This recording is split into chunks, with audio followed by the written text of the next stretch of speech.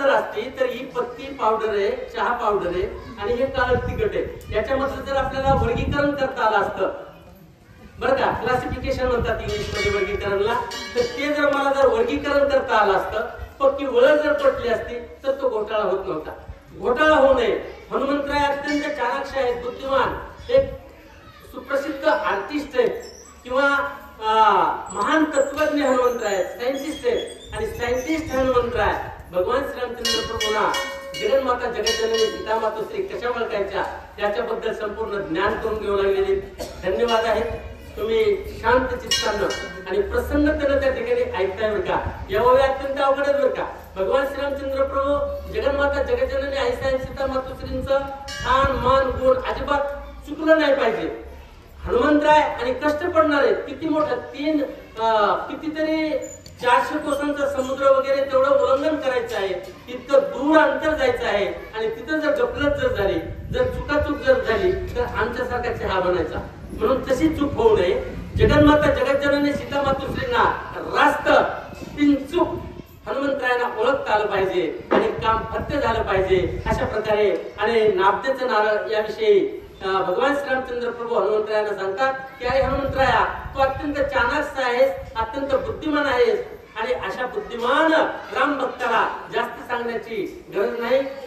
इशारा काफीर राहत. जे काही हुशार असतात बरं का, त्यांना नुसती खून केल्याबरोबर लक्षात येतं हनुमंतरायांना आणि श्रीराम प्रभू बोलतात नारायण सर्वांगी साकर सीता चैतन्य सहकार तिचा इंद्रिय पार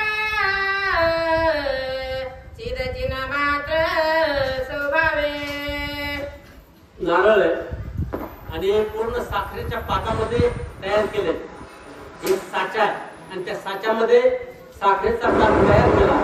साखरेचा पाक त्या साच्यामध्ये टाकला आणि ते नारळ परिपूर्ण झालेले. मग ते नारळ सोडत बसण्याचे किंवा त्याला काही कवटी वगैरे नाहीच बरं का.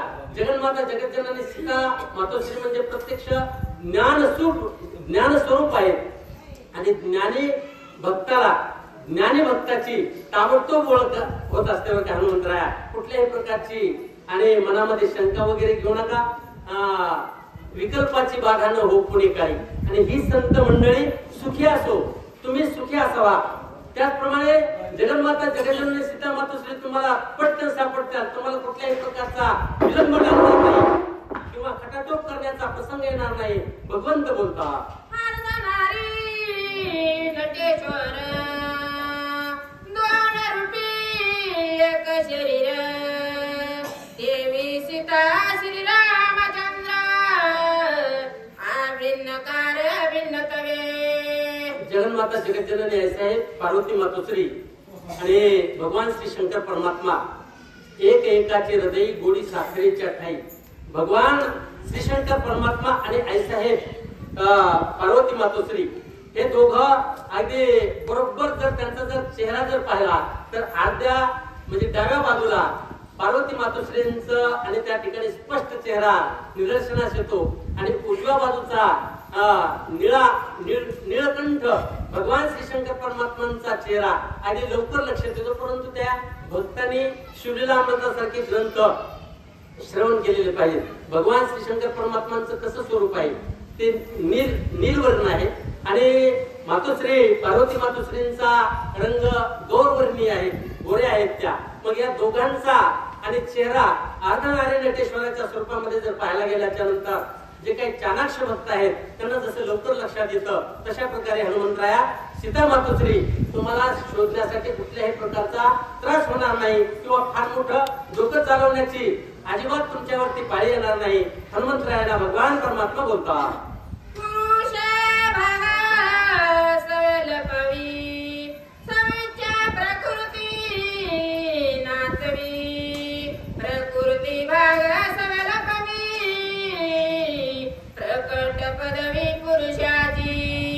पुरुष आणि प्रकृती खूप गहन विषय बरं का.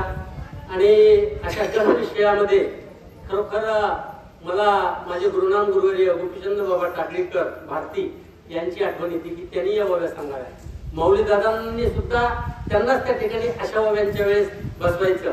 मी अनाउन्समेंट करणाऱ्यांना विनंती करेल की या ओव्या सांगण्यासाठी कोठारबनचे माजी सरपंच किंवा आणखी कोणीतरी दुसरे तज्ञ आणि त्यांना बोलवलं तर बरं राहील. भगवान सर्वोच्च राजसाहेब मुंडे आणि सुचवत सुब्रह महाराज मुंडे कारभारीकर.